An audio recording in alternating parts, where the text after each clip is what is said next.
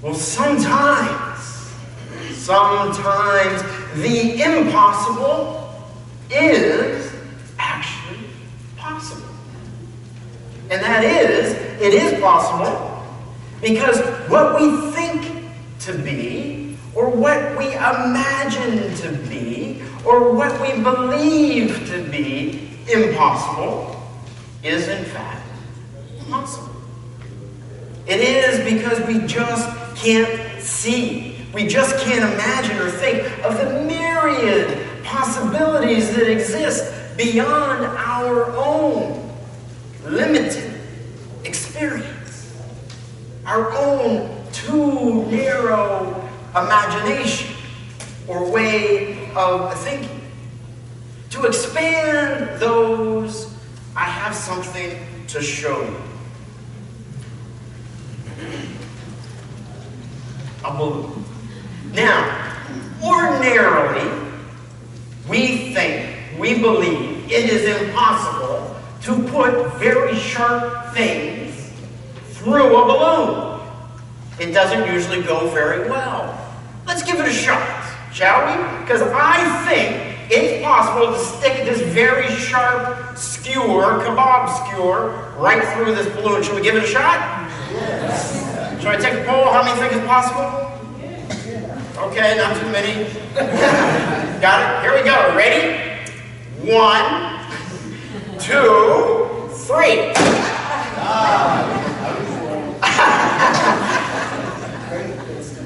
I have another balloon. Let's try it again, shall we? Because there may be some people that have a knowledge beyond our own that actually make it possible. Let's entertain that idea for a second. Everybody take a deep breath. Me too.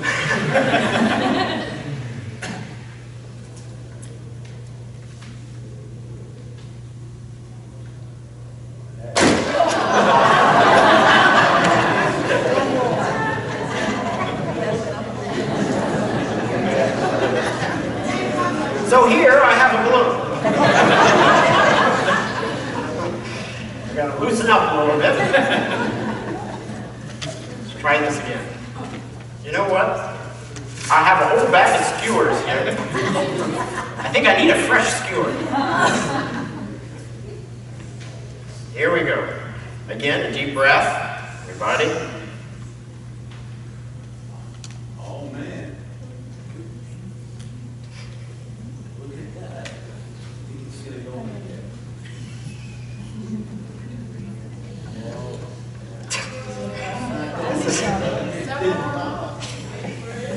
Wait for it. It's gonna be legendary. Hold on a second. Holy mackerel. Did I mention I have a whole bag of skewers?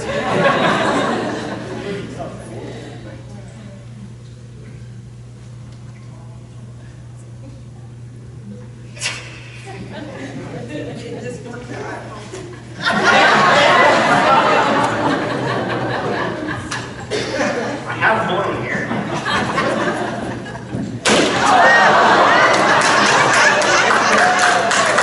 I'm going to give it one more shot. I don't trust them.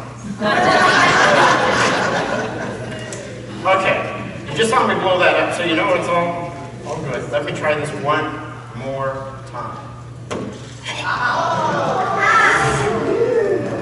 I hate to be preaching a lie, so I had to kind of make sure that. Now I'm nervous. I just started to shake.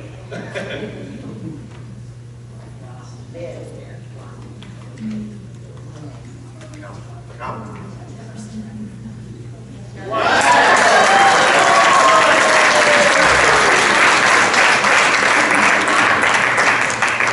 There you go. Here, I'll give you that. I'll trade you. How's that? You can have that. Okay.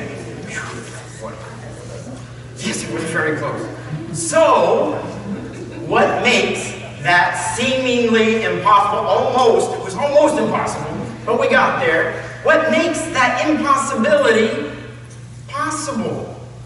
Well, it's what makes almost every impossibility possible. And that is that there is knowledge and experience and abilities beyond that which we already know. And when you utilize those, the impossible becomes possible. But to hear and to receive that knowledge, to learn from an experience that lies beyond our own experience or knowledge beyond our own, we must have a flexibility of spirit to acknowledge we don't know everything. We must have a flexibility of spirit to acknowledge and to value others' experience and others' knowledge. We must have the flexibility of spirit to know that what we believe, what we can imagine, what we think is not all that there is in this world to think or imagine or experience or know. The difference between that balloon bursting or remaining whole is that the balloon on the sides, when I tried to do it that first time, I poked it on the side. Well, the side of a balloon is very rigid. It's very tight. It is unable to give. It's unable to flex. And therefore, it breaks. But at the bottom of the balloon and at the very top of the balloon, there's a little extra rubber. And because there's a little extra rubber, it allows the balloon to flex around the skewer and then seal behind it, allowing it to be strong and resilient and enduring, even though that skewer is going right through it. Flexibility allows us, you and I, also to be open to seeing and hearing and integrating knowledge and wisdom and imagination that lives beyond ourselves. When we are flexible, it makes us strong. It makes us enduring. It makes us resilient. But being flexible, I don't know if this is true in your life, but it's true in mine. Maintaining flexibility, it can be hard. Especially, I hate to admit it, the whiter your beard gets. That is, the older you get. Physically, of course, we know this to be true. Our eardrums and the lenses within our eyes, with age, the whiter our beard gets, they begin to lose their elasticity. And that leads to hearing loss. It leads to needing reading glasses for your eyes. It's true physically, but sometimes we don't admit it's true spiritually as well. Because when we age, sometimes we become a little bit more set in our ways, a little less flexible, just like those eardrums, a little bit less able to take in new ideas or thoughts or ways that are outside of what we already have experienced in life. We become a little less able, a little less willing to hear and to see the new possibilities that still swirl about us with God's never-ending creative spirit and imagination, but we have lost a little bit of our ability to hear it and to see it, to incorporate it into our lives. And that limits what's possible for us. It limits what's possible for this world. It limits our ability to grow spiritually, our ability to keep our community whole. This is the situation that Paul writes about in the church in Corinth. He says that each person in the community has gifts, but those gifts are different from one another. Those gifts still, though, come from the same Spirit, and they have equal value. But they must be combined with the gifts of others in order to serve the greater whole. No one person's gift, he writes, or knowledge or talent is more important than anybody else's. They're complementary. Each adds to the benefit and the health and the beauty of the whole. Therefore, he warns, we must always remain flexible, open to and willing to embrace the gifts, the knowledge, the talents of others. We must be able to trust that and rely on that for the health and integrity of the whole body. And why do you think Paul writes all this? He does because the church in Corinth is a mess. They're not doing that. That's why he writes it. The church in Corinth is a place of self-righteousness run rampant. Everyone believes that their opinion, their way, what they think is the right way, the true way, the only way. And just as before the part of the letter that we heard, that we must honor everybody's gifts, Paul writes this about the church in Corinth.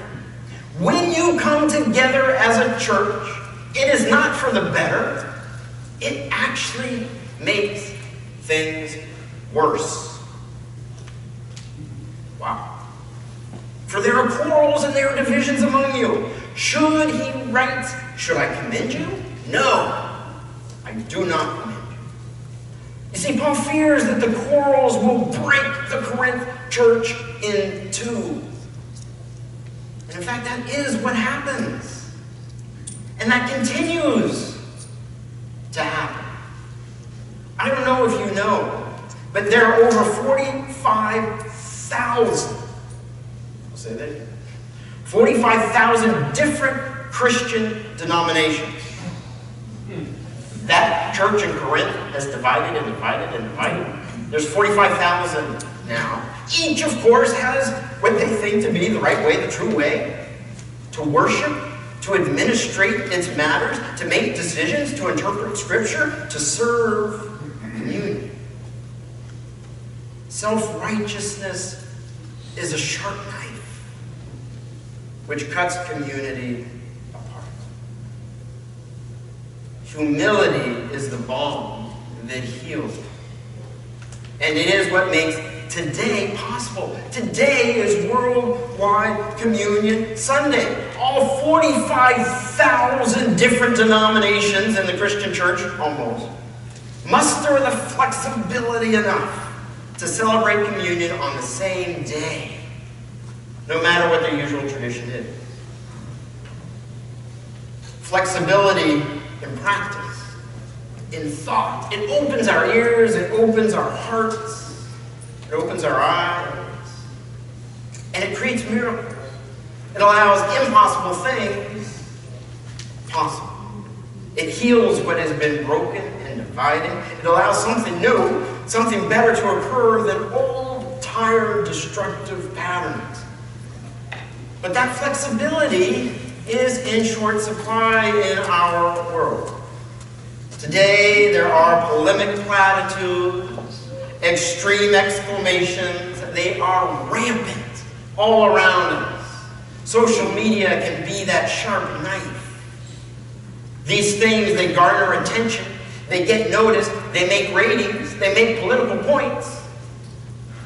And yet, they are the knife that divides us and breaks us apart. They make us ever more deaf and blind to one another's gifts, to one another's humanity, to one another's divinity, to one another's suffering. Humility is to the spirit what yoga is to the body. Humility stretches our thinking. It opens our ears and our eyes and our hearts. It makes us limber and flexible in thought. And flexibility, as that balloon finally reminded us, is what makes us strong.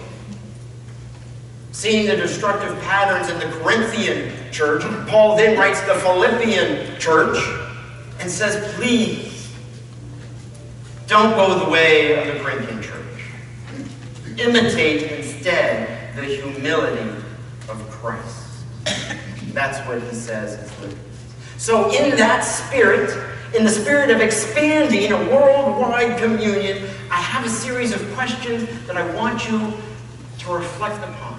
Close your eyes. See if you have the flexibility of spirit to hear these questions, to incorporate them into your life. With what and where are you willing to be flexible? To be flexible in your opinion, in your thought, in your practice. Flexible with your spouse, with your neighbor, a co-worker, a friend. Are you willing to hear and to listen to the gifts, to trust in the talents and beliefs, the thoughts and creative imagining of those around you? Are you willing to entertain the idea that there are things, knowledge, wisdom beyond anything you have already experienced? Are you willing to engage in your spirit a practice of humility like yoga, which stretches your mind and your hearts? That is my prayer for me. It's my prayer for you. It's my prayer for our world, because in that practice, all becomes possible. Amen.